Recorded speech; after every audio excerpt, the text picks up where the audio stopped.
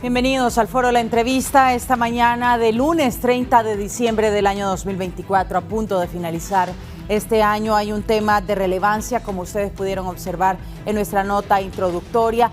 La violencia se ensaña en contra de nuestros niños y niñas y recientemente se ha dado una ola de hechos lamentables que vamos a analizar esta mañana con un panel de expertas, todas mujeres, que vamos a dialogar de este tema tan relevante y tan importante para nuestra sociedad. Nos acompaña Lisette Coello, ministra de la Secretaría de la Niñez, Adolescencia y Familia. Esta mañana, buenos días. Muy buenos días. Gracias, Andrea, por la oportunidad. Gracias por acompañarnos esta mañana. Gracias por su tiempo también a la licenciada Cándida Sauceda, directora de Casa Alianza. Buenos días. Muy buenos días, es un gusto estar con ustedes en esta mañana. Y asimismo la directora de Protección Especial, Ana Girón, nos acompaña. Buenos días. Muy buenos días, gracias por el espacio. Gracias a ustedes por su tiempo y por su disponibilidad para platicar sobre este tema. En las últimas semanas, como veíamos en nuestra nota introductoria, se han presentado diferentes hechos violentos en contra de niños y niñas en nuestro país.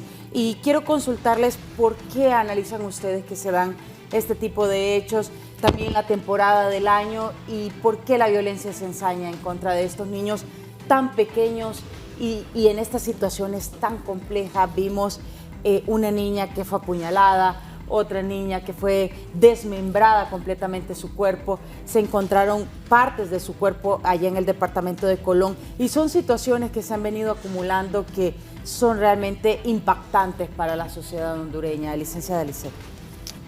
Bueno, sí, es lamentable, es una realidad que no podemos negar, es evidente. Aquí más bien esto nos llama, estos hechos, a reforzar lo que desde la creación de la Secretaría hemos venido promoviendo, un enfoque a la familia, porque es usualmente en ese primer ámbito supuesto de protección donde se ocurren, donde se suceden los hechos violentos. El por qué, bueno, es una situación muy compleja. Sin embargo, no podemos negar una estructura, un contexto social, económico, una violencia generalizada que definitivamente afecta a los niños y las niñas. En el ámbito familiar, las condiciones de estrés en la dinámica, en las relaciones de familia, generado muchas veces por la falta de empleo, la frustración que pueden tener la familia frente a sus incapacidades económicas. Pero hay otro elemento importante que yo quiero señalar, y es el tema del uso y abuso de drogas en el ámbito familiar. Además de esto, estas condiciones generan dinámicas violentas que canalizan hacia los más vulnerables, que son los niños y las niñas. Esta complejidad y este contexto, nosotros estamos proponiendo, reitero, desde la Secretaría, un llamado, por ejemplo, a la academia, a las universidades. Necesitamos estudios sociológicos que nos den información, datos, incluso ensayos sobre esa causalidad, para poder enfrentarla con acciones estratégicas de prevención.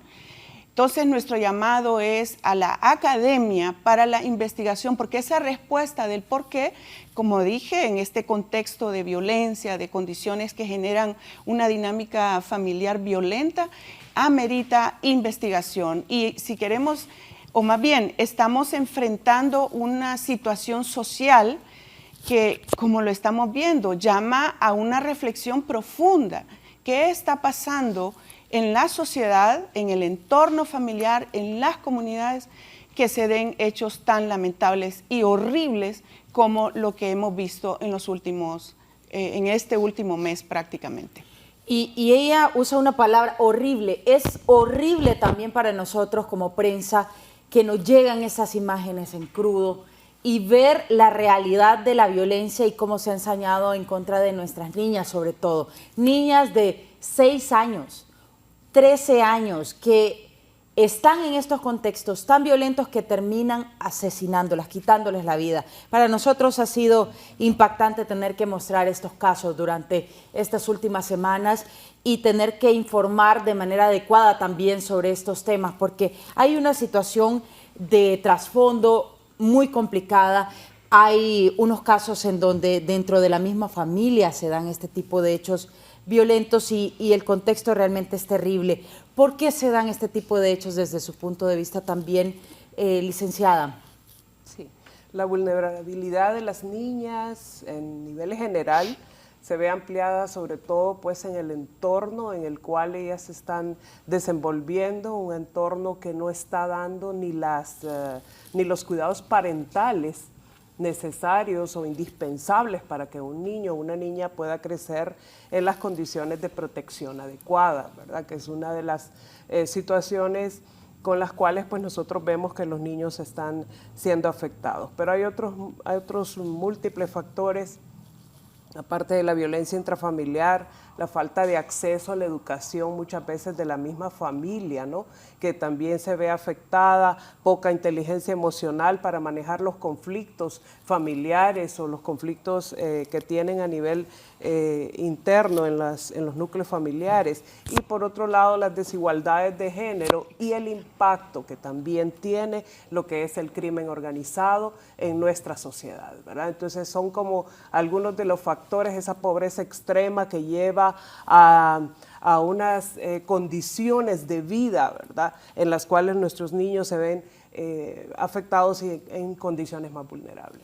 También la pregunta para la licenciada Ana Girón: ¿por qué se dan este tipo de hechos de violencia ensañada y esa violencia terrible en su máximo esplendor contra nuestras niñas y niños? Sí, bueno, muchos de los factores ya los mencionaban mis compañeras anteriores. La violencia es un fenómeno multicausal, tiene muchas raíces, ¿verdad? Muchas causas, como ya lo decía, y muchas de ellas son patrones culturales que nosotros venimos también promoviendo a lo largo de los años.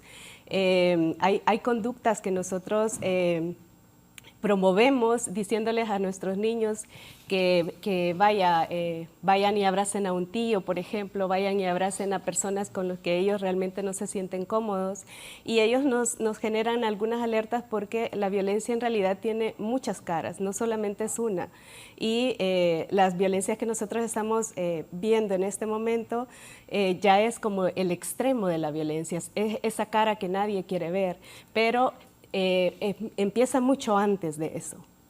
Hay muchos síntomas antes de eso. Entonces, es muy importante que todos nosotros vayamos viendo cuáles son esos signos de alarma que nosotros podemos ir identificando para poder prevenirla.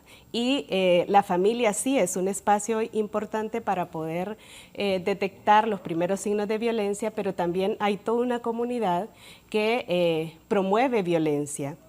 Entonces, cada uno de nosotros tenemos que ser conscientes de cuál es nuestro papel en esta sociedad y cuál es la importancia de que nosotros también nos volvamos espacios protectores para esta niñez. Y nosotros también como padres de familia, pues crearnos esa conciencia y generar la confianza también con nuestros hijos de poder platicar sobre estos temas, de explicarles cuáles son los límites y que ellos también los entiendan. Vamos, ministra, también a platicar sobre la exposición de nuestros menores de edad. ¿Qué estudios tienen ustedes en relación a esto? ¿Qué tan expuestos están nuestros niños y niñas a este tipo de violencia?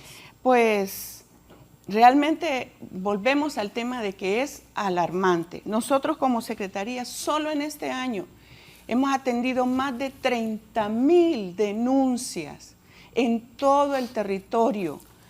Recuerde que nosotros como Secretaría, una de las grandes responsabilidades que tenemos es la protección inmediata frente a una vulneración.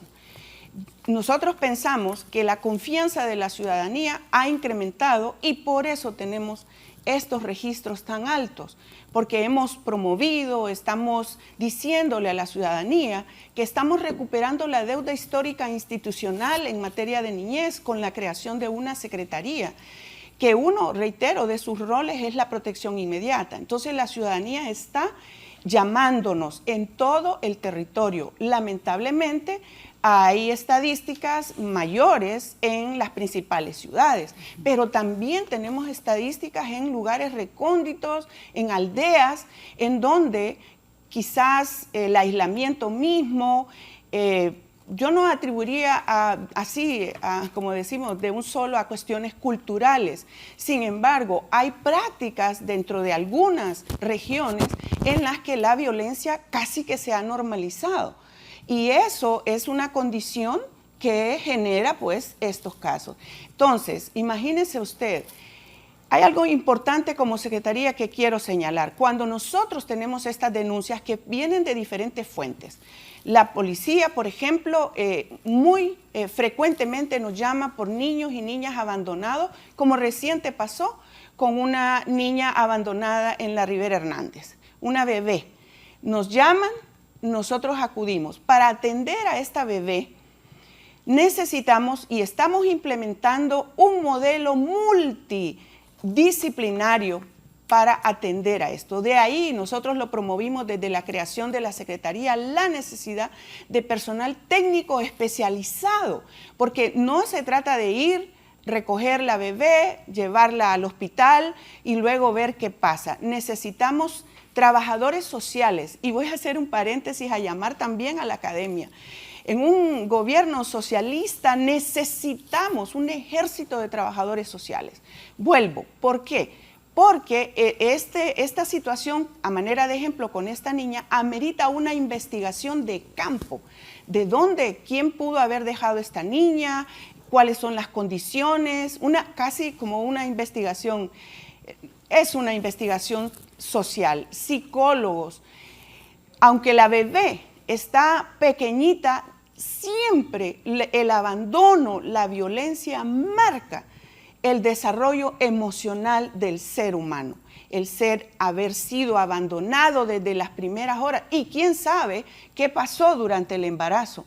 Ese sentimiento de la mujer de rechazo, esa situación estresante, quizás ella misma estaba en condiciones de violencia, quizás fue abusada sexualmente, porque y a propósito con el tema de la violencia que focaliza las mujeres, todos estos casos también nos llaman a la reflexión que las mujeres en general y las niñas están siendo el blanco, ¿verdad?, de estas agresiones. Entonces, equipos multidisciplinarios, abogados, porque resulta, asesores legales, que esta bebé, al ser abandonada y nosotros asumir la protección inmediata de ella, después del hospital, ¿dónde vamos a tener a esta criatura? Pues tenemos convenios con instituciones residenciales de cuidado, pero ahí necesitamos la asesoría legal porque asumimos la representación legal de esta criatura. Nosotros nos convertimos como Estado, particularmente como Secretaría, en los responsables garantes de los derechos de esa niña. Y así en general. Entonces, dice todo este encuadre para ver que la complejidad de la violencia hacia los niños y las niñas no puede ser abordada de manera aislada por una institución. Como lo decían mis compañeras, necesitamos fortalecer esa familia. La Secretaría está empeñada y desarrollando toda una propuesta para el alcance a la familia, no solo en la respuesta inmediata frente a la protección, sino la vinculación de la familia a otros programas, porque no es como Secretaría nosotros que vamos a venir a resolver la pobreza o la pobreza extrema o la violencia que se da dentro de la familia o el tema de drogas. Y eso es lo que nosotros hemos promovido, es una propuesta que rompe paradigmas en cuanto al enfoque de derechos de niñez, un sistema integral de garantías, que podamos abordar a esa niña, a manera de ejemplo, de manera integral, nosotros con equipos multidisciplinarios, pero que necesitamos la intervención y la actuación de otros actores. Por ejemplo, en esta niña, el hospital, y tenemos una vinculación directa con los hospitales, que también esa es otra fuente de denuncias. Nos llaman de los hospitales porque los bebés, sus madres, los han dejado. Vuelvo y repito, y no se trata de estigmatizar o castigar a la madre. También tenemos que investigar cuáles son las condiciones que llevaron a esa madre a tomar esa difícil decisión de abandonar a su hijo. Ese contexto económico, esa violencia de género que está sufriendo. Y por otro lado, estamos promoviendo, como decía, mecanismos, metodologías de alcance a la familia para abordar esta complejidad. Usted habla de más de 30.000 denuncias. ¿Eso en qué periodo de tiempo y a qué refieren estas denuncias? Principalmente nos habla de las ciudades, me imagino Tegucigalpa, San Pedro Sula, pero ¿en qué contexto se presentan, licenciada? En todo el territorio. Nosotros como Secretaría tenemos 6 oficinas regionales, ¿verdad? Y se llaman regionales porque están en el norte, sur, centro, oriente, occidente. Definitivamente la capacidad es limitada, porque una oficina, por ejemplo, en La Ceiba, cubre 4 departamentos, Islas de la Bahía, Atlántida, Lloro y Gracias a Dios. Tenemos una oficina, por ejemplo, en Gracias a Dios, con un equipo multidisciplinario que no se da abasto para recibir la cantidad de denuncias que se reciben. Tenemos aliados estratégicos, por supuesto, que nos han apoyado durante todo este año. Hemos conseguido recursos con la cooperación internacional. La UNICEF ha sido y es un aliado estratégico del Sistema de Naciones Unidas que comprendemos e implementamos metodologías probadas internacionalmente de abordaje. Entonces, respondiendo a su pregunta, en todo el territorio, en La Ceiba, que cubre, como le decía, 4 departamentos, en Santa Rosa de Copán, que cubre la zona occidental de nuestro país y la zona de Comayagua en el centro del territorio nacional. Y sí, ¿qué es la denuncia? Muchos casos inclusive de trato cruel e inhumano de los mismos padres hacia sus niños, malentendiendo por razones históricas que la violencia es el mecanismo para corregir, para disciplina, para educación. Entonces se llegan a extremos en los que prácticamente no sé ni el término de golpear de manera brutal. Tenemos ese tipo de denuncias a niños y niñas que por su condición de vulnerabilidad no pueden defenderse. Y esto genera en ellos una condición de miedo que va haciendo que no sean capaces incluso de denunciar. Muchas denuncias de esta naturaleza han sido por vecinos que han sido testigos de estas situaciones y ahí acudimos a su protección inmediata. Hablando del tema de la protección, también pues tenemos representación aquí. Cuéntenos cómo funciona ese procedimiento para que Casa Alianza pueda tener la guardia y cuidado de estos niños que, como decía la licenciada, pues en el caso de esta niña que fue abandonada, ¿cómo funciona el proceso para que ustedes tengan ya el cuidado? Bien, nosotros tenemos un proceso de articulación bastante ya establecidos por años, ¿no? Casa Alianza desde hace 37 años está brindando atención a niñez en situaciones de riesgo y en situación de vulnerabilidad. Y hacemos coordinación con la CENAF, con la CICES, ¿verdad? Para poder, para que ellos nos refieran a nosotros los niños que vienen pues con este tipo de problemáticas. Casa Alianza los recibe, les brinda toda una atención integral en la cual pues ellos son atendidos desde sus necesidades básicas hasta todo lo que tiene que ver con atención psicológica, psiquiátrica.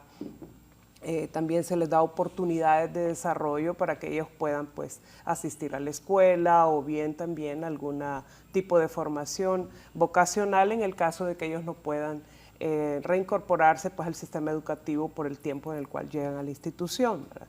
Pero desde nuestra organización pues nosotros estamos abiertos a poder tratar de manera integral pues la situación problemática con la cual los niños llegan a Casa Alianza, situaciones de abuso en cualquiera de sus formas, violencia, explotación sexual y trata, ¿verdad? Que son algunos de los perfiles, igual como jóvenes que han estado, que hicieron la ruta migratoria y han sido deportados, ¿verdad? Desplazados por la violencia a nivel interno y a nivel también por deportación. Entonces son para nosotros algunos de los casos y de los perfiles que Casa Alianza está atendiendo actualmente y a los cuales pues les brindamos este tipo de asistencia. Como bien lo decía la doctora, ¿verdad? Hay una coordinación y alguna vinculación que nosotros hacemos con organismos del Estado para poder recibir pues a estos niños y que ellos puedan ser ingresados en nuestros programas. Yo quisiera apuntar siempre en la misma línea que hablaba la doctora, porque me parece un tema sumamente interesante, el hecho de esto de la prevención y de la prevención de la violencia, ¿verdad? Porque Casa Alianza también asiste a niños desde las comunidades. No solamente atendemos niños en nuestros programas residenciales, sino que hacemos prevención de violencia desde las comunidades, ¿verdad? Entonces, ¿cuál es el enfoque ahí? ¿Verdad? ¿Qué es lo que nosotros pretendemos hacer como organización? ¿Verdad? El poder crear o ayudar a las familias a que puedan desarrollar esa capacidad de poder crear esas redes de protección desde la comunidad, ¿verdad? Hablamos bastante de las situaciones intrafamiliares, la violencia intrafamiliar y todo lo que está sucediendo en el seno de las familias o a lo interno de los hogares. Pero ¿qué estamos haciendo como organizaciones también como para apoyar a las familias, ¿verdad? Porque todo esto es un entorno, o sea, sabemos de las falencias que tiene, pues las fallas que tienen los sistemas de protección infantil en el país, lo sabemos, ¿no? Pero ¿qué hay que hacer? ¿Verdad? Nosotros desde Casa Alianza estamos promoviendo estas redes de protección desde las comunidades, ¿verdad? Para poder desarrollar esas habilidades de protección que las familias puedan tener, la iglesia, ¿verdad? En la comunidad. Nosotros hacemos un llamado, y yo aprovecho esta oportunidad para hacer un llamado a las familias, a las mismas comunidades. Ustedes son los primeros en identificar. Ustedes son los primeros que ven o detectan esos comportamientos equivocados, esos comportamientos sospechosos, ¿verdad? De riesgo de violencia, de riesgo de abuso que se está dando en las comunidades. Pero no se queden callados, es necesario denunciarlo, es necesario hablar, ¿verdad? Muchos de ustedes yo sé que se quedan callados por temor a ser amenazados, por temor a que sus propios hijos también puedan ser afectados, pero entonces asistan a organizaciones como la nuestra, que estamos para orientarles, para ayudarles, para poder acompañarles en estos procesos de denuncia, pero no podemos quedarnos callados, ¿verdad? Las comunidades pueden ejercer una red de protección bastante fuerte e importante para poder evitar que estos actos atroces de violencia, ¿verdad?, que se están dando en estas zonas vulnerables continúen dándose, ¿no? ¿Qué porcentaje de niños de estas, por ejemplo, 30,000 denuncias terminan en Casa Alianza? Nosotros tenemos una población específica de niños de 12 a 18 años, ¿verdad? Entonces, estos son los perfiles que nosotros tenemos y pues en el año podríamos decirle que la atención que nosotros damos a los niños es más de 2,000 niños, ¿verdad? Okay. Varía, pero está alrededor de más de 2,000 niños. Más o menos en ese rango. En ese rango. Ahora, cuéntenos cómo trabaja Casa Alianza para evitar que estos niños sean revictimizados y que sufran dentro de la institución también lo mismo que han sufrido en sus hogares. Uno de los temas muy importantes que también debe de ser manejado desde las comunidades, insisto en esto, es la parte de que los niños aprendan acerca del tema de sus derechos. Los niños deben de conocer sus derechos, ellos deben de saber qué es abuso, ¿verdad? A veces hay niños que están siendo tratados y no saben que eso es un delito, ¿verdad? Ellos ven la violencia ya como algo generalizado, ¿verdad? Entonces, que los niños conozcan sus derechos es importantísimo, el poder capacitarlos a ellos, habilitarlos para que ellos puedan denunciar también. Desde Casa Alianza nosotros orientamos a los niños, les damos procesos de capacitación en los cuales ellos conocen cuáles son sus derechos, cuáles son los deberes que sus padres o sus familiares tienen, qué cosas son delito o no, y que ellos tengan la capacidad de poder interponer una denuncia, de conocer estos procesos, conocer los sistemas judiciales. De hecho, hemos tenido una coordinación con la Corte Suprema y ellos también hemos llevado a los niños a que ellos conozcan todos esos procesos judiciales y que ellos sepan qué es lo que cuál es el procedimiento que se sigue legalmente cuando alguno de ellos está siendo abusado o vive en alguna situación de vulneración. Ahora, licenciada Ana, cuéntenos cómo debería ser idealmente ese proceso de protección de nuestros niños y niñas que ya están en este nivel de vulneración y que necesitan asistencia, y cómo se da en Honduras. Sí, bueno, estamos trabajando en un sistema de protección que pueda dar respuesta desde el nivel comunitario. Como ya lo mencionaba la licenciada Cándida, es muy importante la respuesta que se pueda dar a nivel comunitario, y estamos justamente en este momento creando una ruta de protección a nivel comunitario que sea capaz de detectar esas alarmas y poder saber a qué institución acercarse, porque muchas veces las personas no saben que están ante una vulneración, y si saben, acuden a una institución que de verdad no les va a apoyar. Entonces, para ahorrarles ese camino, entonces estamos trabajando una ruta sencilla que la gente pueda conocer, saber que está ante un tema de violencia o ante un tema de vulneración, y que pueda saber ante qué instancia acudir. Si ya toca las puertas de cualquiera de nuestras oficinas regionales, como ya mencionaba la doctora, hay un equipo multidisciplinario que se desplaza para poder hacer la investigación. Muchas de estas situaciones no necesariamente tienen que ir a una institución de cuidado residencial. Ese análisis lo que nos va a decir es qué medida de protección es la más apropiada para ese niño o niña, dependiendo la situación en la que esté. A veces, si en el espacio o en el núcleo familiar es donde se está dando la violencia, el equipo multidisciplinario lo primero que tiene que detectar es si ese niño o esa niña tiene familia extendida. Si no hay familia extendida, entonces lo siguiente va a ser un centro de paso que nos permite un tiempo de evaluación para poder identificar una alternativa apropiada para ese niño.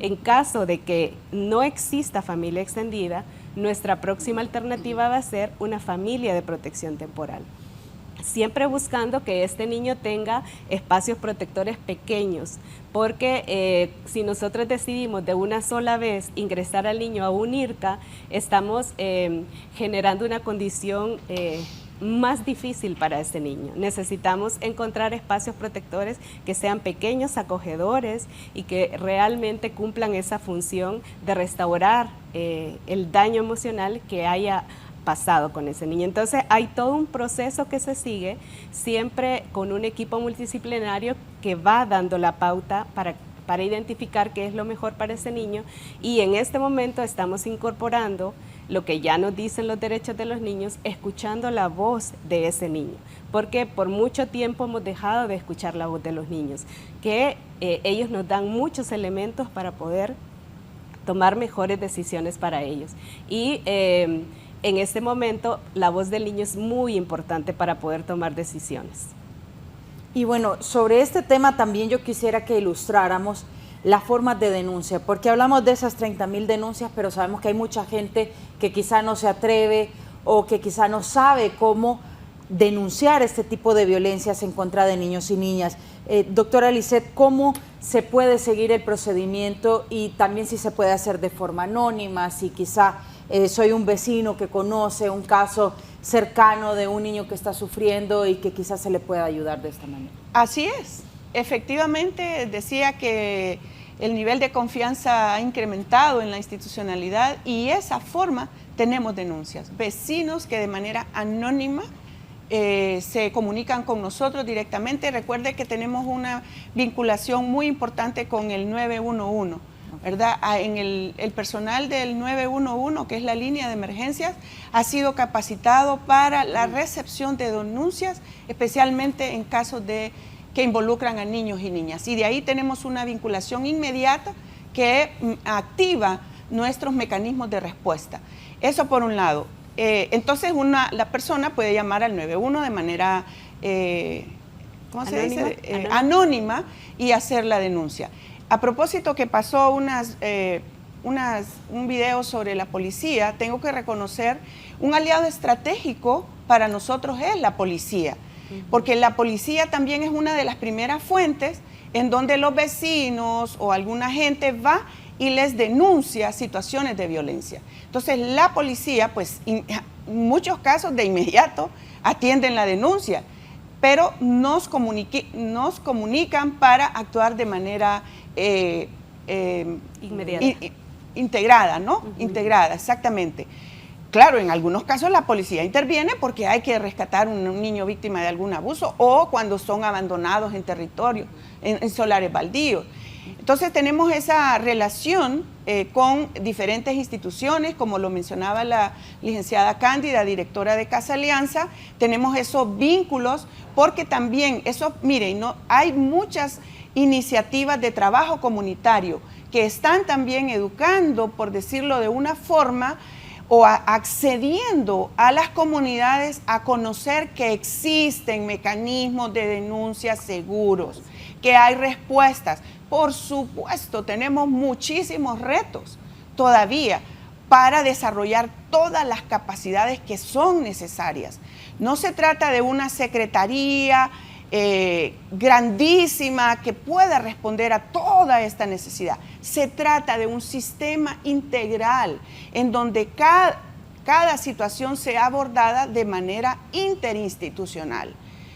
Por ejemplo, y lo mencionaba nuestra compañera, el tema de la familia, ¿verdad? La importancia de la investigación y el conocimiento de la familia. Y si la familia tiene condiciones de violencia, pues están en un estrés psicoemocional por pobreza extrema, se trata de otra institucionalidad del Estado que hoy, a diferencia del pasado, existen programas de alcance a las familias, programas reales de alcance a las familias en condición de pobreza y pobreza extrema.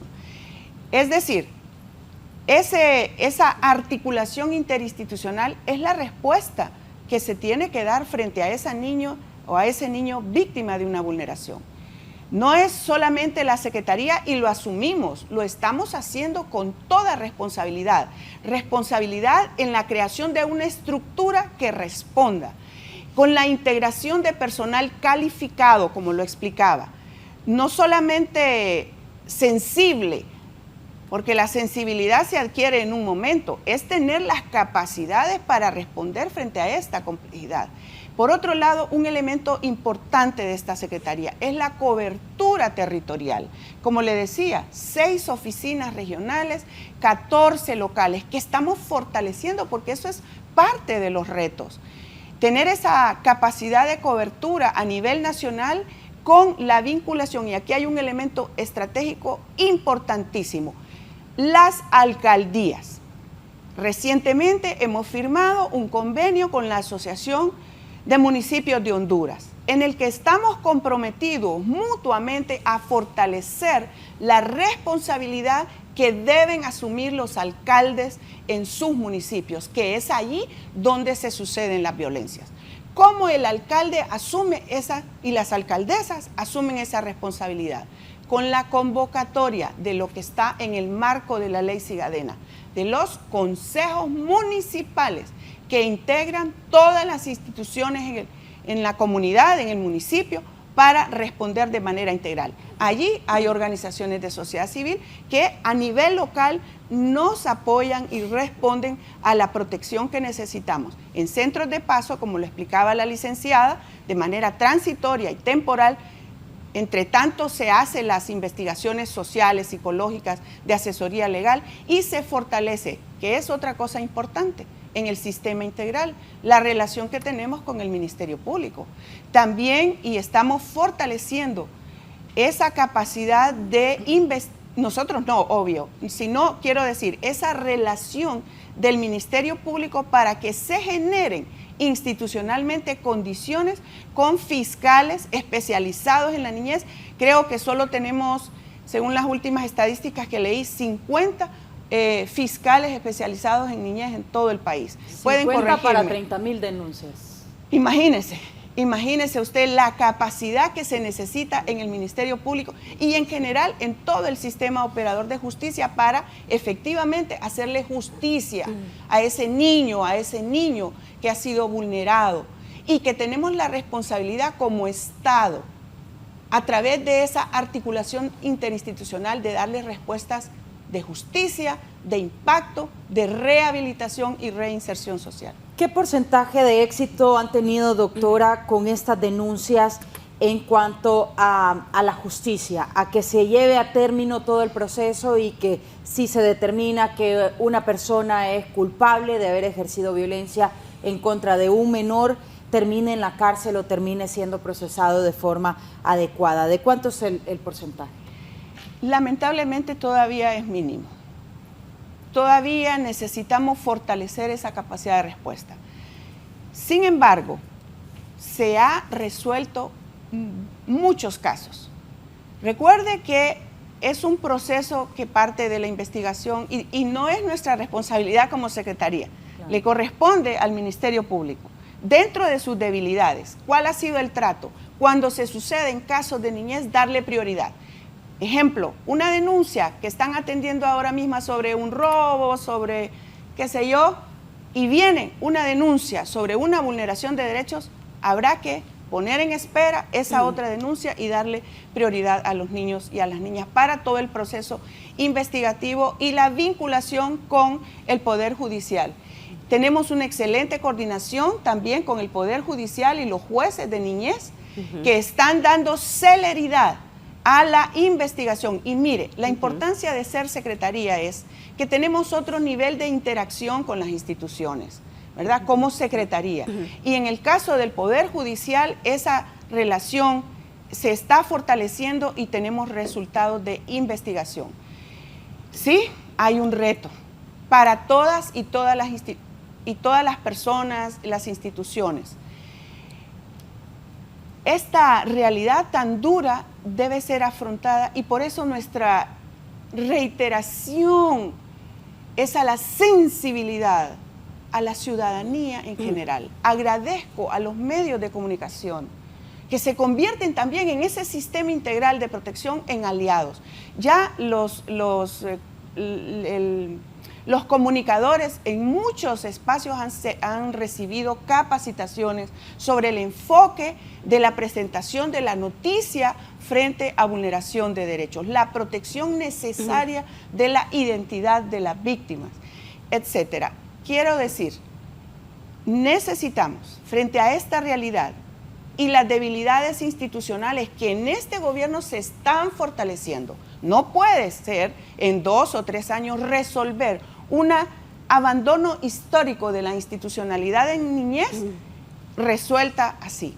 Pero sí estamos dando muestras fehacientes, muestras objetivas de la recuperación histórica de esa institucionalidad. Por un lado, la Secretaría, por otro lado, un sistema que nos está integrando como gobierno para responder. Y por otro lado, muy importante, el entendimiento desde la sociedad civil de la importancia de la vinculación con el Estado. Nos complementamos mutuamente. Como Estado, como gobierno, no tendríamos la capacidad de atender estas 30.000 denuncias si no nos articulamos con otras instituciones. Y volviendo al municipio, al alcalde, al consejo municipal. ¿Sabe qué? Mire, en Honduras se dan cosas muy buenas. Tenemos más de 160 consejos municipales que están funcionando. Por supuesto, unos más, otros menos. Pero tenemos consejos municipales pioneros en dar respuesta a la vulneración de sus derechos. Por mencionar y que no se resientan algunos, Puerto Cortés, por ejemplo, ha sido emblemático en esa respuesta. Santa Rosa de Copán, por ejemplo, emblemáticos en esa respuesta interinstitucional. Así es, que se han enfocado en tener localmente ese recurso que quizá no se tiene a través de 6 oficinas, es muy poco para poder alcanzar a todos los departamentos del país, que es donde seguramente en este momento se están dando casos de violencia. Licenciada Cándida, usted se refería a un punto interesante, y es que desde Casa Alianza se atiende a niños migrantes retornados, y yo quisiera hacer énfasis en esto también porque es de reconocer que hay un porcentaje de niños que está saliendo del país, ya sea acompañados de sus padres o incluso solos. Cuéntenos cómo están en esta situación en Casa Alianza, cuántos niños atienden ustedes y cómo regresan a nuestro país, también en qué condiciones. Sí, la situación de la migración, de las deportaciones sobre todo, pues que es un caso bastante complejo. El perfil de esta niñez es un perfil más de complicación emocional más elevado, diría yo, que lo que normalmente pues un niño que ha tenido nada más pues una situación de calle o de algún riesgo X, aquí pues a nivel local ha vivido. Estos jóvenes pasan durante la ruta migratoria, atraviesan una serie de situaciones de vulneración, de abusos emocionales, físicos, sexuales, que los lleva pues o los trae o vienen obviamente pues con consecuencias, con situaciones más complejas. Por lo general el niño que ha hecho la ruta migratoria siempre va a buscar nuevamente hacerlo, va a buscar nuevamente migrar, ¿verdad? Nosotros en la institución pues procuramos que el niño encuentre un arraigo, que encuentre una posibilidad, ya sea de educación, de un emprendimiento, de que ellos puedan tener alguna actividad que los pueda motivar como para poder quedarse nuevamente en el país, ¿verdad? Entonces les abrimos alguna serie de oportunidades en las cuales ellos puedan primeramente pues superar el trauma, superar la situación. Hay un estrés postraumático que también afecta emocionalmente a estos jóvenes, ¿verdad? Algunos vienen con algunas conductas desafiantes, ¿verdad? Obviamente la personalidad de un niño que toma la decisión de realizar una ruta migratoria no es alguien temeroso, ¿no? Tiene que haber tenido alguna condición de vida que lo haya conducido a ello, ¿verdad? Sobre todo los menores que se van no acompañados, que tienen pues el valor de poder realizar todo ese proceso, vienen con algunas condiciones emocionales y un tipo de personalidad pues que requiere de una atención integral y de una atención emocional pues bastante, un proceso bastante largo, ¿no? Pero en la institución pues procuramos poder darles todo lo que es todo lo que es la atención integral, pero sobre todo, como le digo, una parte importante es el proceso del trauma, el manejo del trauma, el manejo de su situación emocional, la superación, pues en cuanto a lo que es esta parte emocional, para que ellos puedan nuevamente pues tener un anhelo de poder quedarse en el país, de tener una oportunidad de poder pues estudiar o de realizar algún tipo de emprendimiento. Muchos de ellos se orientan por la parte vocacional, ¿verdad? Algo más práctico, más rápido, como para poder ejercer, ¿no?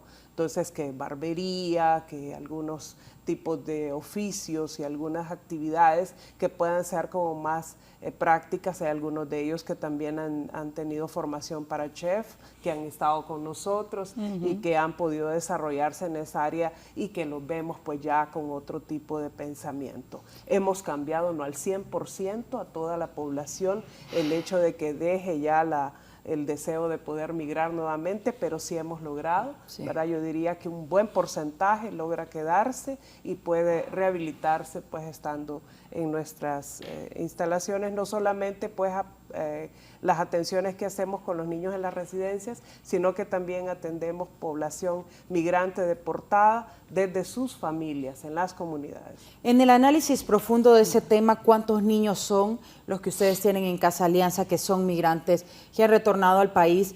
Y también, ¿qué porcentaje de ellos les expresa ese anhelo de quizá volver a intentarlo en esa ruta Nosotros migratoria? podríamos decirle que en el año nosotros tenemos aproximadamente entre unos 20 a 30 niños de población migrante en las residencias, pero sí atendemos a niños en las familias, ¿verdad? En San Pedro Sula tenemos un programa fuerte de reintegración familiar que atiende a niñez migrante, ¿verdad? Desde sus familias, desde sus comunidades, y allá son sus familias completas, ¿verdad? El niño con sus familias. Entonces hablamos nosotros que ya es una población ya más grande, ¿no? Hablamos aproximadamente en Tegucigalpa y San Pedro Sula, aproximadamente unas 100 familias que son atendidas, que es población migrante. pero acá en nuestros programas alrededor de unos 20 a 30 niños anualmente están con nosotros. Quiero compartirles que es para nosotros pues unas historias de éxito muy lindas. La CENAF en su momento nos envió a nosotros una pareja de niños venezolanos, migrantes de paso.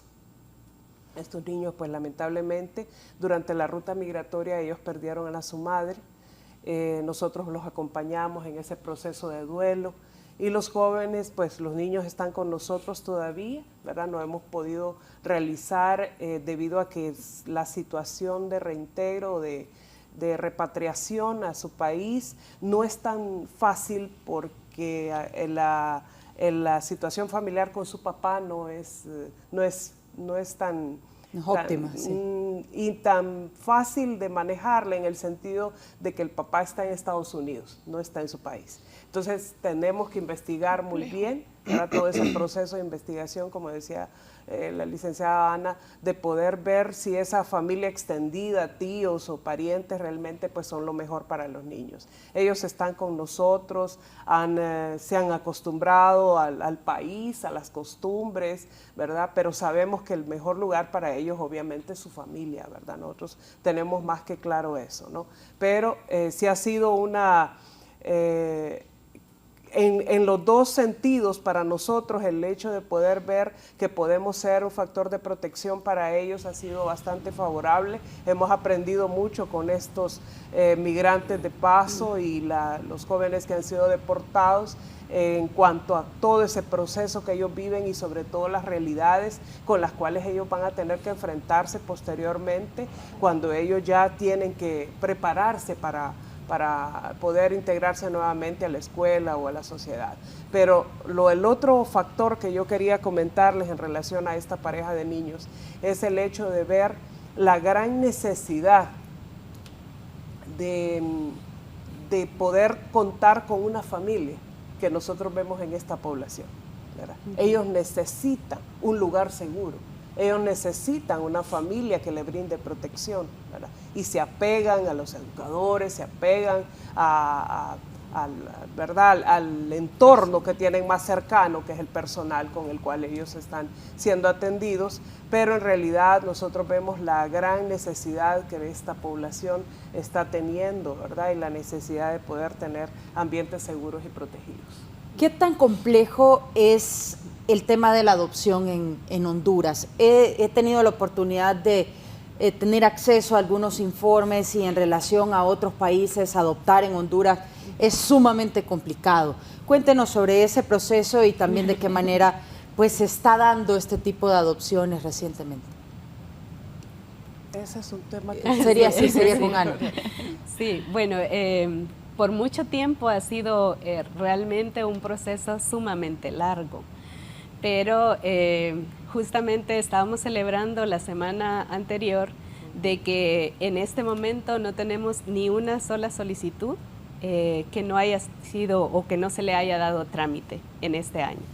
Porque, como ya decía la doctora, tenemos personal en esa subdirección que es personal sumamente comprometido y ha venido trabajando en acelerar los procesos en cada uno de los momentos. Una de las fases que más tarda para que un niño se vaya en adopción es la fase previa a la adopción, previa a que un niño esté en estado de adoptabilidad. Y ahí es donde la gente se confunde cuando es un proceso extremadamente largo.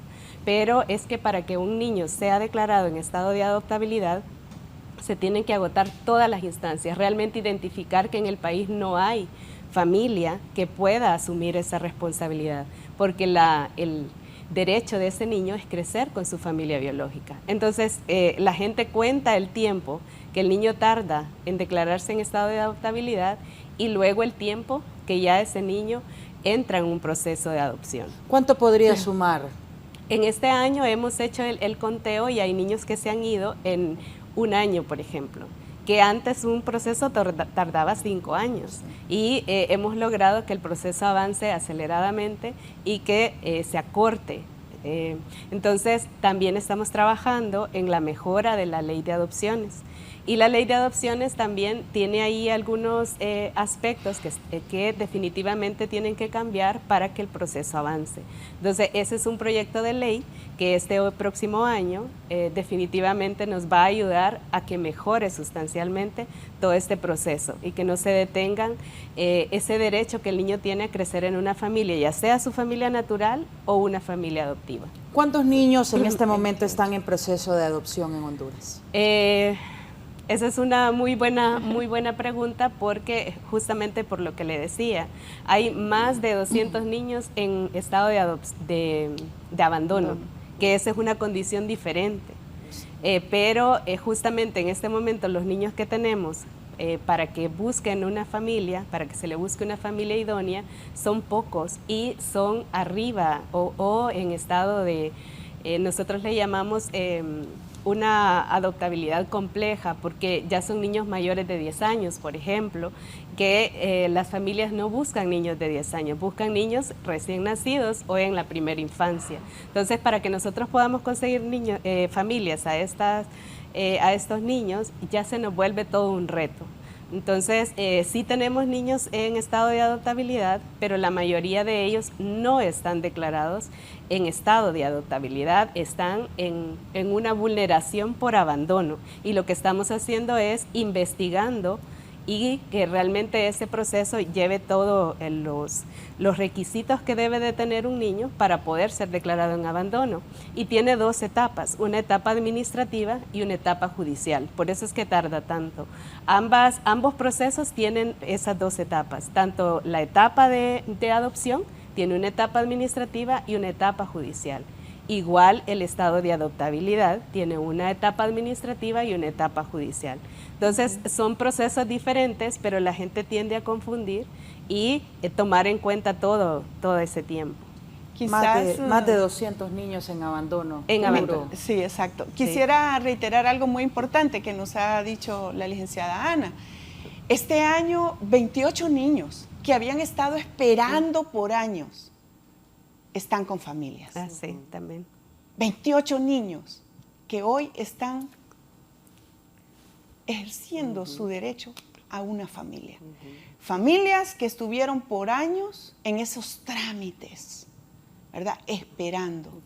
Como Secretaría hemos hecho una reestructuración institucional con personal calificado que ha asumido ese reto de recuperar expedientes, procesos en el pasado que estaban estáticos. Sí.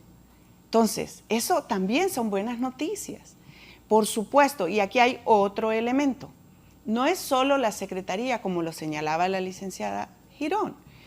En estos procesos interviene también el Poder Judicial. Dos elementos. Declarar en abandono es una competencia del Poder Judicial. Nosotros le facilitamos toda la información, los expedientes, la documentación. Declarar en adoptabilidad o dar, perdón, en adopción al niño también es una sentencia judicial que nosotros hemos, ¿cómo se dice?, documentado para que el juez tenga todos los elementos de determinar. Y otro elemento clave es, fíjese que en esta determinación del estado de la adopción en sí, fíjese que interviene el colegio médico, que a propósito hago un llamado, porque tenemos un comité interinstitucional que analiza los casos. El colegio médico que se presente a estas reuniones, porque ahí es donde se están determinando si esa familia es idónea para el niño.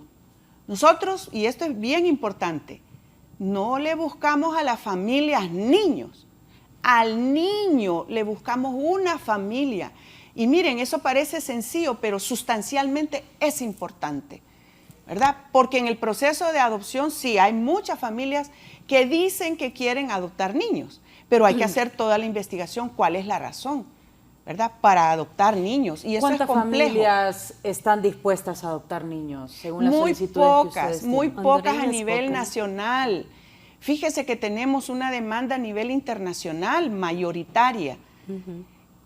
Y por eso también hay que hacer el llamado a la familia hondureña, porque no solamente necesitamos, bueno, asegurarnos que la familia es idónea Esa declaración de idoneidad la hace el colegio médico, el colegio de trabajadores sociales, el colegio de psicólogos y el colegio médico, psicólogos, colegio de abogados y nosotros. Y nosotros.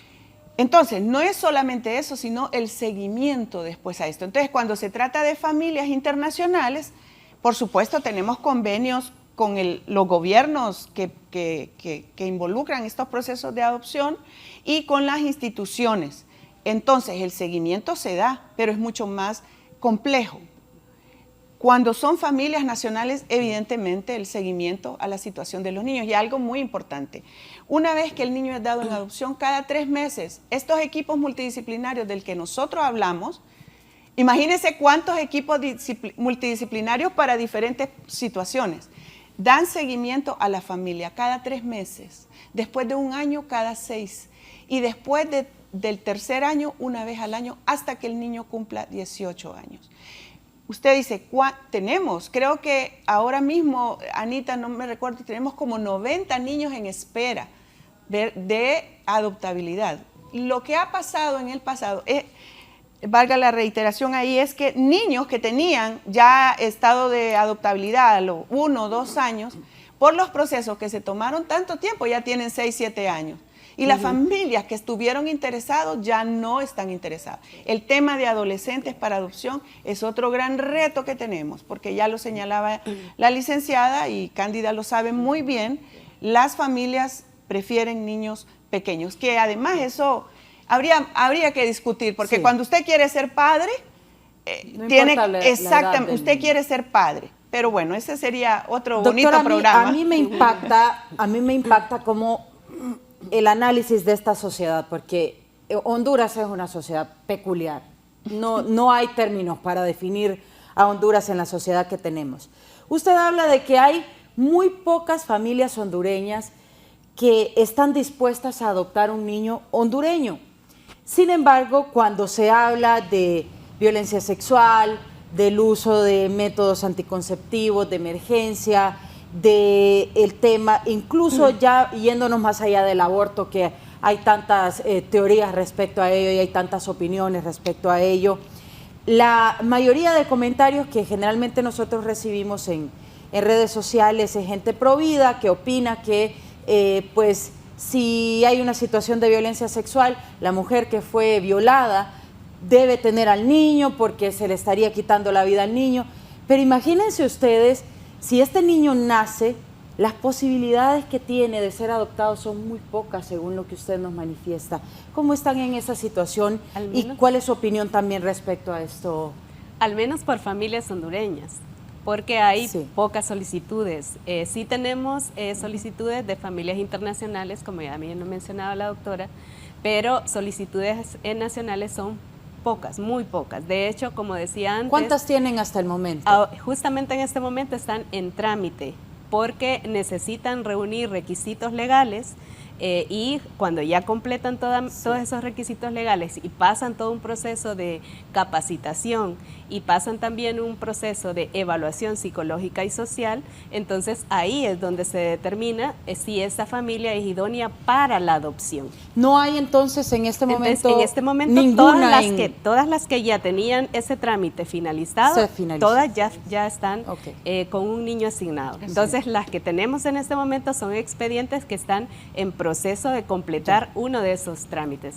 Para declararlos que son idóneos para la adopción, porque hay otro momento en el que ya también mencionaba la doctora, que es cuando ya llegan a ese comité, que en el comité es donde se asigna la familia a ese niño. Entonces son como momentos diferenciados. La pregunta suya es, si tenemos expedientes en este momento esperando por un niño, no, porque están en proceso para ser declarados idóneos para la adopción. ¿Cuántos en proceso? Ese dato justamente en este momento se lo debo, pero sí hay son poquísimas, son alrededor de 19. 19 nada más. 19 que están en proceso. De esas 19 nosotros vamos a calificar, solo 9 tienen el perfil por los procesos de investigación, las razones por las que quieren adoptar. Eso es un elemento y eso también clave. no lo tenemos como claramente el dato porque también dentro de la Secretaría hay diferentes áreas. Claro, tienen que ir cumpliendo ajá, requisitos. Entonces pasan primero por Secretaría General y luego llegan a la Subdirección de Adopciones. Entonces son momentos que las familias tienen que ir pasando para poder llegar a ser idóneos para la adopción. Y valga señalar que ahora como Secretaría hemos establecido esos procesos transparentes, fluidos, para conocer y dictaminar que lo hacen los jueces, una adopción de garantía. Pero solo una cosita más, por el tema de niños, no tenemos muchas solicitudes nacionales y mire qué sorprendente, tenemos solicitudes internacionales de niños con discapacidad. Que los niños con discapacidad también son abandonados, también están en situaciones de riesgo y no son para las familias nacionales candidatos a la adopción. Tenemos una agencia especializada internacional en familias que quieren y ya hemos tenido casos de éxito. Familias que han llevado niños hondureños con situación de discapacidad a ser adoptados legalmente y en esos otros países tienen mejores condiciones por los servicios médicos que necesitan. Sí. Vea qué interesante, cómo también un niño con capacidades especiales se ve limitado en las posibilidades de ser adoptado en nuestro país. Bueno, así las condiciones. Voy a hacer una pausa comercial. Yo le pido que se quede con nosotros, puede dejarnos su comentario.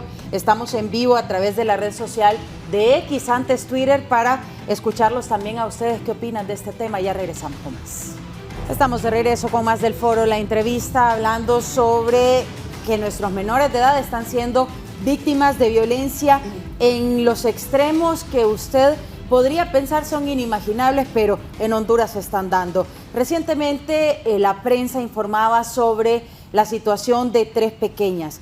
Hubo un hombre, un padrastro, que violó a 3 hermanas de 8 años, 11 años y 13 años de edad. ¿De qué manera se debe procesar a estas personas que están ejerciendo violencia sexual de esta manera dentro de los hogares? Y eso es lo preocupante de este asunto. Y yo les decía, al momento en que presentábamos la noticia, usted no puede confiar en nadie, a sus niños. Y este caso, pienso que debemos detenernos porque es importante, porque ya el hombre se capturó. Pero ¿de qué manera se va a judicializar, doctora? Bueno, ahí es donde nosotros hablamos del sistema en general operador de justicia, la investigación, la determinación de la culpabilidad y la sentencia, ¿verdad? Ya nosotros no es que no tenemos un sistema judicial, tenemos un código procesal penal, tenemos leyes. Le corresponde al sistema operador determinar determinar ¿cómo se dice? Las sanciones. La sanción, ¿verdad? La justicia para estas niñas. Y es ahí donde yo le decía al inicio, como sociedad necesitamos la participación de la academia. ¿Qué nos está pasando como sociedad? Que personas llegan a estos niveles de violencia hacia las niñas especialmente y investigaciones sobre precisamente, ¿y qué pasó? ¿Cuál es el seguimiento? ¿Dónde están? ¿Cuáles son las penas? Porque vuelvo, como Secretaría nos corresponde la protección inmediata, pero otros actores tienen que proceder con la investigación y la judicialización de los casos. Es necesario también dar muestras fehacientes, emblemáticas, de que el sistema operador de justicia hace justicia a los niños y a las niñas.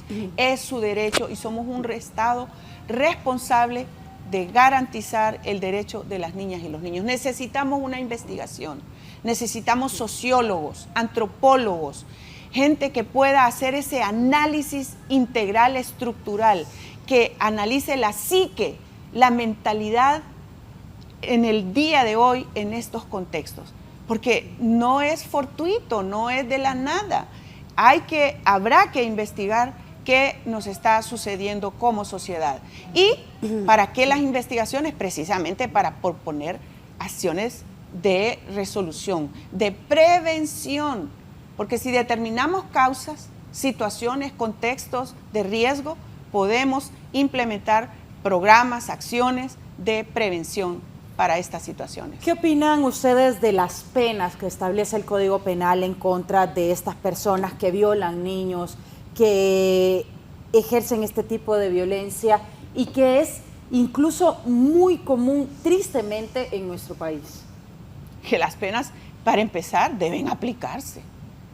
Deben aplicarse para empezar, que esa mora, que esos procesos que no llegan a una sentencia se agilicen y se apliquen las sentencias ya determinadas. Que la sociedad en general contribuya, en primer lugar, a la protección para que esto no suceda. Pero en segundo lugar también a la denuncia y en tercer lugar a la exigencia como sociedad de que los procesos lleguen al término que determinan nuestras leyes. Tenemos que tener una proactividad ciudadana para demandar un sistema operador de justicia que tenga los recursos, que tenga las capacidades para atender en general todas las situaciones de violencia que acontecen, pero especialmente hacia los niños y las niñas por su condición de altísimo riesgo por ser vulnerables. Sí.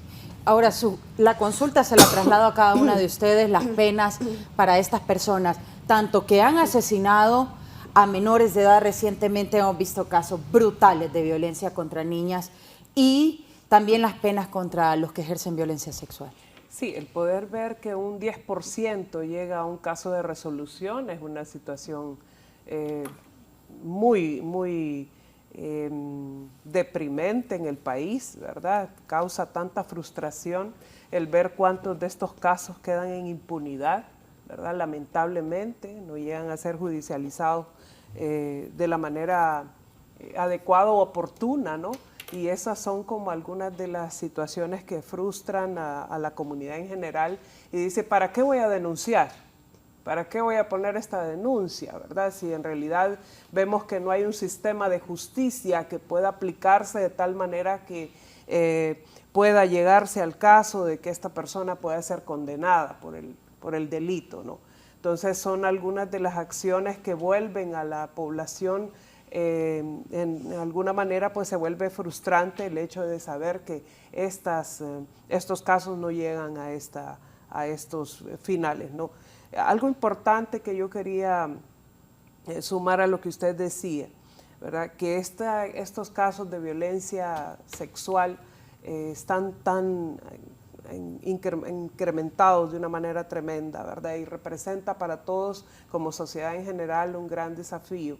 Pero sobre todo, leyendo yo un poco acerca de un informe que el Centro de Derechos de la Mujer informó, que cada 4 horas, ¿verdad? Cada 4 horas hay una mujer que está siendo víctima de violencia sexual, ¿verdad? De agresiones sexuales. Y lo peor de eso es que de una de esas 4 mujeres es una niña, ¿verdad? Una menor de 18 años, ¿verdad? Y eso sí es un dato alarmante, ¿verdad? Nuestra niñez está siendo víctima de abuso sexual y no están siendo atendidas. No se está dando pues las investigaciones oportunas como para poder detener a estos agresores, ¿verdad? Las niñas están siendo violentadas en sus propios hogares, como lo mencionábamos anteriormente, pero ¿qué está pasando? ¿Qué es lo que sucede, verdad? Nosotros estamos tan llenos y creo que somos un país en el cual las estadísticas se manejan muy bien. Pero ¿qué está sucediendo con las estadísticas? ¿Qué estamos haciendo con ellos, ¿no? Con estos datos? ¿Qué respuesta estamos dando ante estos datos alarmantes de violencia que se está dando en el país o de abusos sexuales en los niños, ¿verdad? Entonces sí necesitamos fortalecer estos sistemas de justicia para poder garantizar una protección integral a la niñez, ¿verdad? Sobre todo en estos casos de abuso. Imagínense ustedes, 10% se judicializa nada más. Un 10%. Y de esos 10%, ¿qué tantos son culpables? Ese es otro asunto. Otro asunto, ¿no? Porque este 10% es el que se condena, ¿no? Es correcto. Es lo que son culpables. condenados y que son culpables. Son culpables. Este 10%. Bien, es interesante conocer estos índices porque a pesar de que estamos hablando de cifras, son personas, pues y se representan personas. Y eso es lo impactante de todo esto. Cuéntenos su opinión también como directora de protección especial sobre estos casos de violencia sexual que quizá algunos le llegan, pero es un porcentaje mínimo. Sí, es que, bueno, el sistema judicial es parte de ese engranaje, pero no es solamente el sistema judicial. Ya mencionábamos antes que hay diferentes partes en ese engranaje y deben de funcionar todos. Si uno no funciona, entonces todos los demás tampoco funcionan. Entonces tiene que funcionar adecuadamente. Imaginando o haciendo esa analogía, todo debería de estar aceitado para que funcione bien.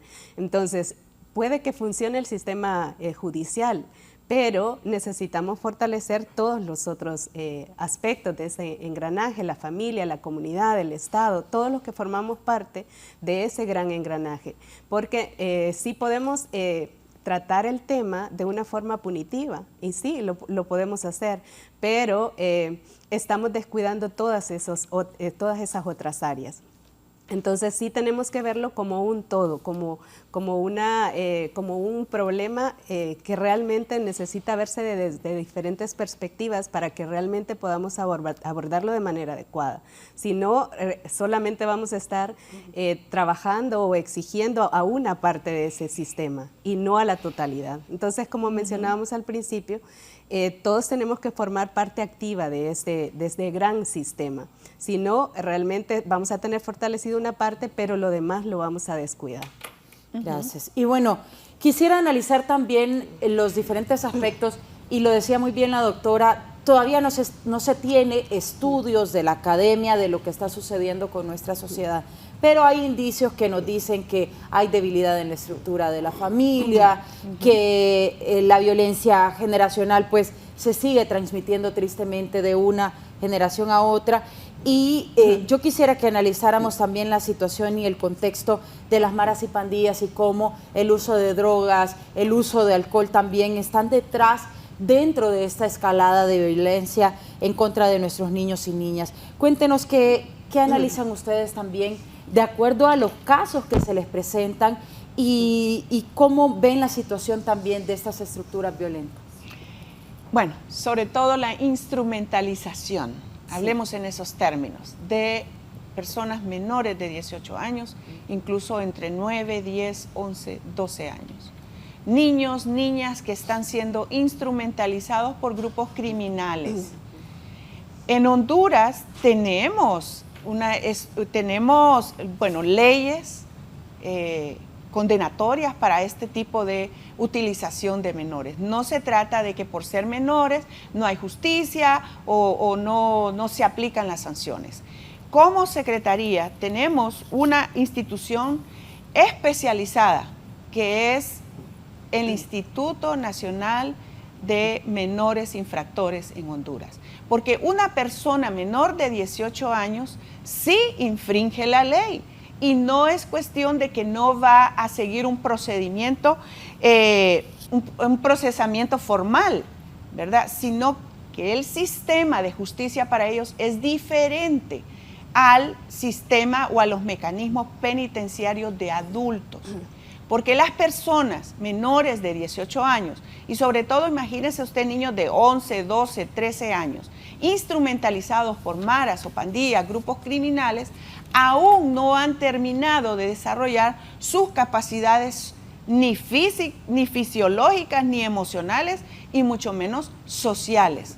Por tanto, en esa instrumentalización, lo que se necesita y se da y es un mecanismo especial de justicia para ellos, que no los lleve a cárceles de adultos por esa condición de niños, sino a espacios de privación de libertad, dependiendo la falta, a espacios de privación de libertad, porque si necesitamos aislarlo en algún momento, pero en ese aislamiento se deben dar procesos pedagógicos de sanación, reintegración, desarrollo de habilidades y capacidades.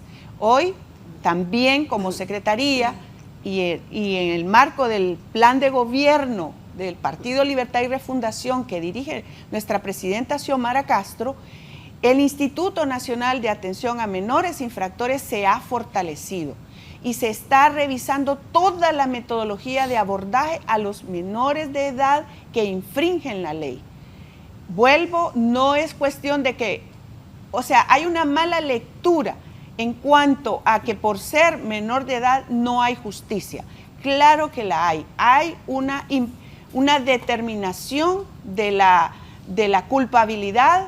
La diferencia es el proceso distinto a adultos. Y quiero decirle algo. ¿Sabe que en el Instituto Nacional, en el INAMI, Instituto Nacional de Atención a Menores Infractores, hoy día solo tenemos 95 menores de 18 años institucionalizados? En las cárceles de adultos, me estaban dando el dato, más de 20,000 adultos. Entonces, imagínense la comparación, 95 contra adultos 20,000. ¿Quién está infringiendo la ley? ¿Quién está haciendo esa violencia o está siendo contributivo a esa violencia? Los adultos. Son mucho menos los menores de edad que están implicados en esto. Y el instituto, el INAMI, es por sus siglas, Nacional de Atención a Menores Infractores, está incluso revisando las metodologías que en gobiernos anteriores la propuesta se vio y se dio altamente punitiva y penalizadora, con centros que, lejos de ser pedagógicos de integración, se constituyen en cárceles de máxima seguridad. Estamos como Secretaría, con el Instituto Nacional, revisando la aplicación de esas medidas, recuperando esa deuda histórica, ese abandono y generando condiciones para la reinserción y reintegración, porque son personas menores de 18 años que tienen una vida por delante y no pueden ser condenados a quedar en una estructura penitenciaria de adultos. Es complejo, no es sencillo, porque tenemos, como lo decía la licenciada Ana, tenemos que hacer un análisis integral de las condiciones que generaron. Nosotros decimos, es que el Estado abandonó a estos niños. Si han sido cooptados por grupos criminales, habría que revisar qué es lo que no tuvieron. No tuvieron acceso a educación, no tuvieron una familia integrada, fueron víctimas de condiciones de uso y abuso de drogas. Entonces, ¿qué nos corresponde? Y estamos en ello, desarrollando programas interinstitucionales para accederles a ellos esas oportunidades que no tuvieron, y hay historias de éxito. Reciente, unas semanas atrás, tuvimos una exposición. Mire, estos jóvenes que están ahora mismo en centros pedagógicos tienen talentos increíbles, porque la pintura, la música son mecanismos de canalización del estrés interno. ¿Qué necesitamos para estos jóvenes? Crearles esas condiciones en las que puedan expresar. Y semanas anteriores tuvimos una exposición y obras de arte, realmente de arte. No solo por la expresión estética, no solo por la expresión armónica, sino porque uno puede leer, bueno, depende el observador de la obra, ¿verdad? Pero uno puede leer esa capacidad artística de expresión. Entonces, mire, ¿verdad? Es complejo, pero en el tema de instrumentalización también estamos actuando, no con un enfoque punitivo y de cárceles, sino con un enfoque de reintegración, Restauración. Y restauración, restitución del derecho a los niños y las niñas. ¿Qué tan complejo es recuperar a un menor desde el punto de vista de Casa Alianza que ha caído en maras y pandillas y sacarlo de ese círculo de violencia? Bien, antes de poder responderle su pregunta, una de las situaciones más complejas que nosotros estamos viendo actualmente en la niñez, sobre todo en las comunidades vulnerables, es el reclutamiento forzado, que los niños están siendo víctimas en comunidades bastante complejas, ¿no?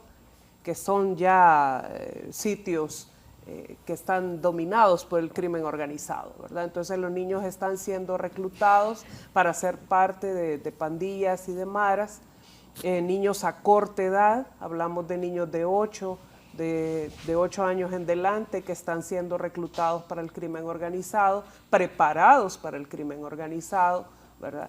Y esto obviamente pues lleva a lo que usted mencionaba anteriormente, pues que estos jóvenes luego pues se vuelven, cometen delitos, cometen algún tipo de agresiones producto de esta formación que ellos mismos están recibiendo en estos lugares, ¿no?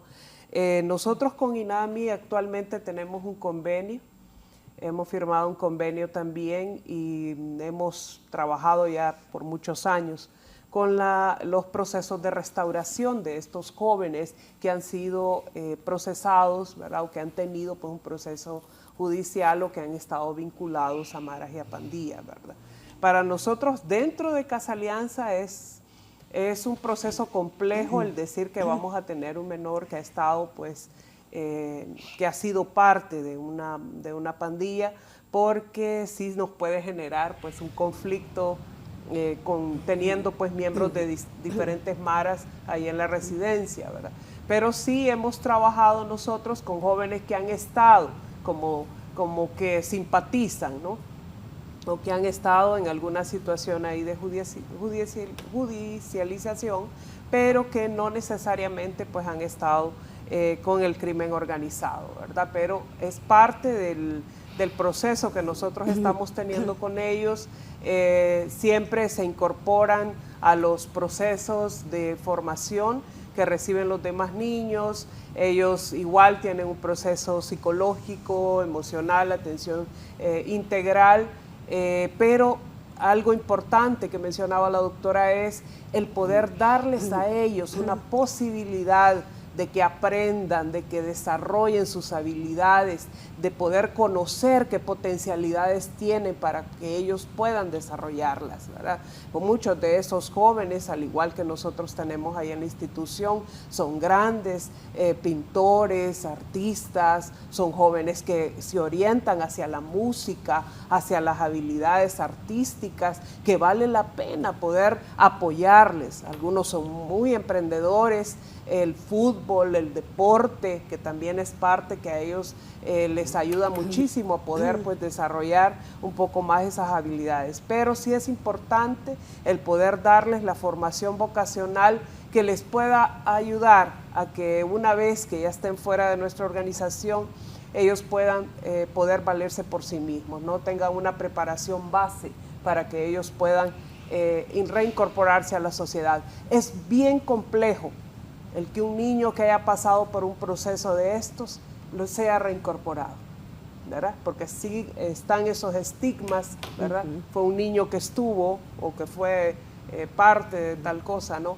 Nosotros de hecho hemos también tenido un proceso de poder quitarles tatuajes a los niños y que pasen por ese proceso de también, pues, ¿verdad? Ayudándoles en esa estima, que también quitarles esos estigmas que ellos traen y que muchas veces con los cuales ellos bregan por sí mismos y también van a tener que enfrentarse a la sociedad. Pero es parte de la preparación que estando en Casa Alianza los jóvenes reciben para que ellos puedan estar lo suficientemente habilitados para poder incorporarse. Es interesante conocer también cómo pues estas estructuras criminales están tan arraigadas en nuestra sociedad y cómo pues llevan a estos pequeños que quizá no tienen oportunidades en otras áreas como educación y que no tienen ese chance y lo que les queda es unirse a estas estructuras. Licenciada Ana, también cómo se aborda. Sí, bueno, una de las necesidades natas del ser humano es pertenecer.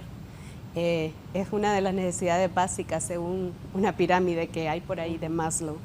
Entonces, esa necesidad de pertenencia es la que nos impulsa a buscar un sitio o un grupo a donde pertenecer. Si no es la familia, entonces va a ser otro espacio, alguien que nos acoja. Y evidentemente la forma en cómo vamos a abordar esta problemática siempre tiene que ser a nivel de muchas instituciones, no es desde una sola perspectiva, porque la violencia, como todo fenómeno, evoluciona durante el tiempo. Inicia mucho tiempo atrás de que nosotros podamos verla físicamente o expresamente. Entonces, sí nosotros tendríamos que empezar a identificar esas alertas, como ya lo mencionábamos antes, de esos niños que podrían ser víctimas o que podrían ser reclutados por diferentes grupos y que realmente al final, como usted la pregunta que hacía, es difícil traer de regreso a un niño desde este punto. Cada vez es más difícil, entre más lejos vaya un niño o entre más experiencias dolorosas haya vivido, es mucho más complejo y requiere equipos profesionales, requiere programas especializados. Entonces es mucho más barata la prevención, es mucho más efectiva la prevención. Entonces, justamente en ese punto es donde estamos en este momento, fortaleciendo toda esa parte preventiva, identificando de qué manera nosotros podemos crear todo un mecanismo de protección que realmente funcione desde el nivel comunitario hasta el nivel estatal, porque solamente de esa manera es que nosotros vamos a poder recuperar a nuestras niñas. Así es. Y bueno, voy a hacer... Volvemos a lo mismo, sí. Andrea, esa falta de prevención desde la comunidad, desde la familia, ¿no? Que pueda evitar que estas situaciones se den. Algo importante que solo quiero terminar con esto, son como 30 a 40 niños que nosotros atendemos en nuestras residencias con estos perfiles, ¿verdad? Atendiéndolos desde sus comunidades y otros jóvenes que atendemos ahí en la residencia. Es bastante la población. Sí. Y esto amerita un presupuesto especial para poder dar una atención a esta población que tanto lo está necesitando. Y bueno, regresar vamos a ahondar en el presupuesto que se necesita para tratar a esta población infantil que se enfrenta a estos difíciles retos a su corta edad. Ya regresamos con más del Foro La Entrevista. Estamos de regreso con más del Foro La Entrevista, ya en etapa de conclusiones. ¿Qué hacer? ¿Qué hacer para tratar de evitar que nuestros niños caigan en estas situaciones, en el máximo nivel de violencia, en los brutales asesinatos que se han dado recientemente? Luego, hablando de violencia sexual y otros tipos de violencia que tristemente se viven en los hogares hondureños, licenciada Ana. Sí, el primer espacio protector que nosotros tenemos como sociedad es la familia, ya hemos hablado de eso anteriormente, y muchas veces confundimos la crianza positiva con la falta de establecer límites. Nosotros tenemos como padres de familia que establecer esos límites, por ejemplo, el uso de pantallas, la cantidad de tiempo que los niños se exponen a las pantallas. Eso provoca serios daños a nivel de cerebro, en un cerebro inmaduro que no ha terminado de formarse, entonces eso provoca serios daños. También el hecho de no dormir a tiempo, un niño debe de acostarse antes de las 10 de la noche, por ejemplo. Hay niños que se desvelan hasta las 2 de la mañana jugando algún tipo de juego, o esas comidas con exceso de azúcar, que ahora ya no controlamos cuánta cantidad de azúcar le damos a los niños, simplemente nos piden y les damos lo que ellos nos piden. Toda esa falta de límites van provocando diferentes conductas en los niños y cada vez a más temprana edad los niños están generando violencia. Ahora, yo no sé si en algún momento ustedes vieron unas imágenes de una niña en un supermercado botando cosas, experimentando una violencia desmedida. Entonces eso también es falta de límites y todo lo que estábamos mencionando anteriormente. Entonces los padres ejercemos un rol sumamente fundamental en todo eso. ¿Cómo enseñarle a una niña o un niño de corta edad los límites sobre su cuerpo? ¿Cómo explicarle que no debe ser víctima de violencia sexual y a no normalizar y a poder contarnos también como adultos lo que le está sucediendo? Sí, muchas veces con los niños se juegan los secretos y generalmente decimos esto no lo contes a nadie más, pero en la familia se debe de evitar contar secretos. No hay secretos en las familias. Entonces, la comunicación con los niños es sumamente fundamental, que nos cuenten absolutamente todo y sobre todo enseñarles cuáles son esas partes privadas que no deben de tener contacto con absolutamente nadie. Es esa formación que debemos de ir dando como padres de familia, pero también con la ayuda de la escuela con maestros formados en educación sexual para esos niños. Eso es muy importante, que los niños tengan conciencia de su cuerpo y cuáles son los límites que deben de establecer y qué pasa si alguien accede o traspasa esos límites. Debe de inmediatamente comunicar a esa figura de confianza que ese niño tenga, porque los adultos vamos a saber qué hacer. Es importante conocer sobre cómo actuar también. Licenciada Cándida, su conclusión sobre el tema y qué debemos hacer. Hay muchos padres de familia que quizá nos están viendo, cómo actuar en esos momentos. Bien, siempre nuestro llamado y felicito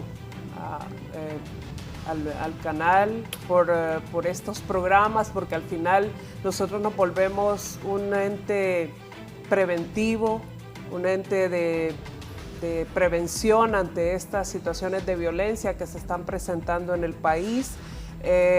Siempre nuestro llamado a cada uno de ustedes como padres de familia a poder ocuparse de la educación y de la protección de sus niños y niñas, ¿verdad? Hablamos nuevamente de estos cuidados parentales. Es necesario que los padres puedan tomar esa responsabilidad que como padres tenemos de poder proteger. El hogar es el mejor ambiente de seguridad que debe provocarse o darse a un niño, ¿no? De que se debe de producir un ambiente que pueda ser suficientemente protector para que el niño crezca de manera saludable, ¿verdad? Para que él pueda desarrollarse de manera saludable, ¿verdad? Tomando en consideración lo que la licenciada Ana también decía de estos otros temas, ¿verdad? Pero lo otro, animarles siempre a poder crear esas redes de protección que debemos de realizar, tanto lo que es familia, sociedad, iglesia, comunidad, la policía, ¿verdad? Todos los actores involucrados debemos de crear redes de protección a favor de la niñez, ¿verdad? Si el sistema está fallando y no estamos dando todavía pues la protección integral a la niñez como debería de darse, pues seamos la comunidad, seamos la sociedad, seamos la familia, esos entes, esas redes de protección que podamos evitar que estas situaciones de violencia se sigan incrementando en la vida de cada uno de los niños y niñas que estamos viendo actualmente, ¿no? Debemos de crear ambientes de protección que puedan evitar, ¿verdad? Y quitar, ¿verdad? Estas situaciones de violencia que se están dando actualmente. Doctora, también su conclusión sobre este tema tan delicado y tan complejo, también cómo enfrentar y nuevamente recuérdenos cómo denunciar este tipo de actos. La línea 911 está en coordinación con nosotros. También estamos en un proceso con la línea 110, 110, que estamos en un proceso con la Secretaría de Seguridad para activarla y que dé respuesta más inmediata. Por un lado, para la denuncia. No podemos desubicarnos de un contexto general de violencia que canaliza hacia los niños y las niñas precisamente por su condición de vulnerabilidad y canaliza en el seno de la familia. También tenemos que, y lo dije y lo reitero, hacer todavía más estudios, una investigación sociológica, antropológica, qué está sucediendo con la sociedad hondureña y por qué estamos viendo estos crímenes horribles que nos llaman a una demanda de un sistema operador de justicia que efectivamente haga justicia. También es importante entender la garantía de derechos de niñez, el cumplimiento y la respuesta frente a vulneraciones en una articulación interinstitucional, funcionar como un sistema que hace efectivo impacto social. No es una sola secretaría, debe ser, y así estamos implementando en el gobierno del Partido Libertad y Refundación que comanda nuestra presidenta, en la integración y articulación para responder de manera más completa a la vulneración de derechos. Finalmente, es importante y solo quiero retomar, la familia como el entorno protector, escuchar, ver la conducta de los niños y protegerlos. No denunciar es volver a vulnerarlos. Creo que tenemos que asumir con responsabilidad que no denunciar es vulnerarlos nuevamente. No secretos, como decía la licenciada, y en los otros dos espacios importantes, en la comunidad, la iglesia. En la iglesia también habrá que mantener la observación de la conducta de las familias o de los niños y las niñas que se congregan en las iglesias y tener un rol más activo de denuncia. También la escuela, que es el espacio donde los niños pasan mucho tiempo, fortalecer esa capacidad de respuesta orientadora. La función del maestro de orientación debe revitalizarse, debe promoverse para efectivamente, y en el trinomio que sabemos, maestros, alumnos y padres de familia, activarse. En la comunidad, finalmente, los patronatos, que son las unidades comunitarias, que habrá que tomar una conversación al respecto, pero ahí también un rol activo de protección. Pudiéramos tener comunidades que en las entradas diga, esta comunidad protege a los niños y a las niñas. Sería fantástico. ¿Cómo avanzan las investigaciones en los casos específicos de la menor Nicole Villeda en la Lima Cortés, de 13 años, que fue asesinada brutalmente, y también el caso de esta niña de 6 años que fue desmembrada en el departamento de Colón? Nosotros tenemos comunicación con el Ministerio Público y evidentemente hay datos que no pueden ser socializados para no entorpecer los procesos. Pero sí estamos claros que se está investigando y recopilando los datos necesarios para llevar a la determinación de la culpabilidad y en sí desarrollar todo el proceso formal, ¿no?, de investigación y de determinación de causas. Entonces, ese es el mecanismo integrador de un sistema de justicia que articula desde la investigación, la determinación de las causas, pero sobre todo la sentencia condenatoria. Como Secretaría estamos comprometidos con identificar, con el apoyo de del Ministerio Público, a los agresores. Hoy existe una Secretaría que está comprometida como Estado garante de derechos con la protección integral de los niños y las niñas en nuestro país. ¿Cómo lograr que ese mensaje de que se va a judicializar, de que se va a procesar, llegue a los agresores y tengan un mínimo grado de temor de cometer estos delitos? La impunidad es el principal estímulo para la comisión de delitos, de este y otros. Necesitamos fortalecer la justicia en nuestro país.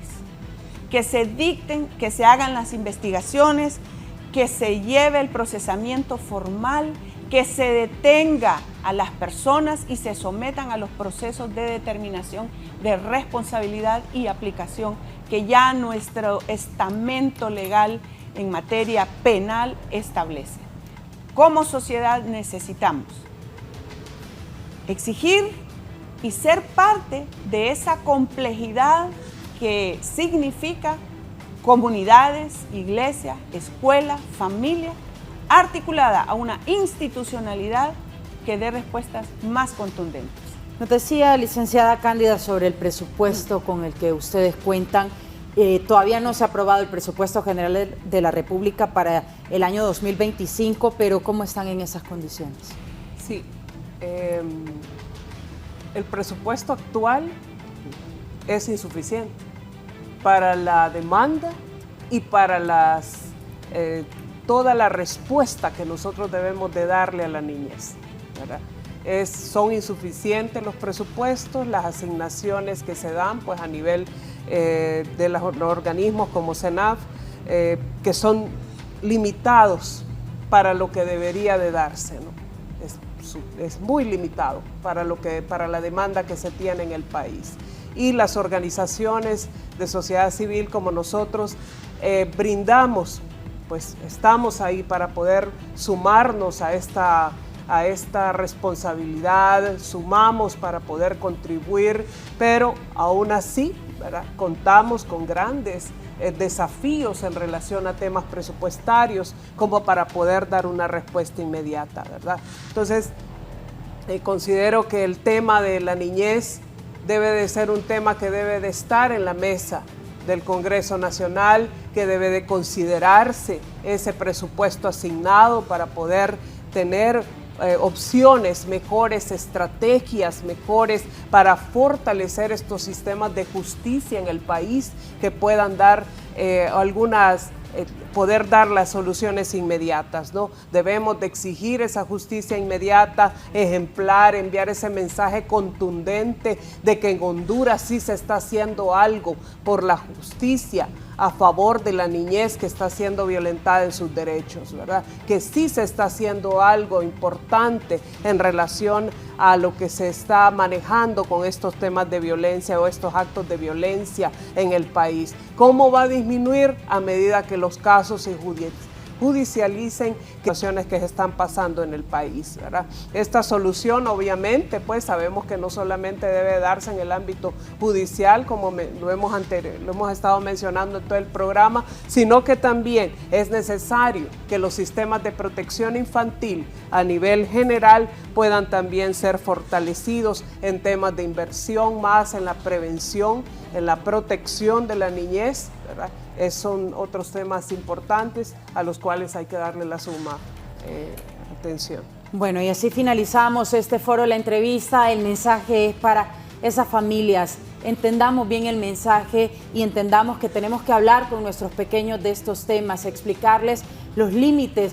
Dejemos el tabú de lado porque al final pues el futuro de estos pequeños depende de nosotros, y también a la prensa pues la cobertura de estos temas, hacerlo con la delicadeza del caso y evitemos mandar mensajes erróneos sobre la violencia sexual, sobre todo infantil, y la violencia que está afectando a nuestros niños y niñas y que lamentablemente en las últimas horas le ha quitado la vida a tantos y tantas de ellos. Nos despedimos, quédese usted con la programación de Canal 11.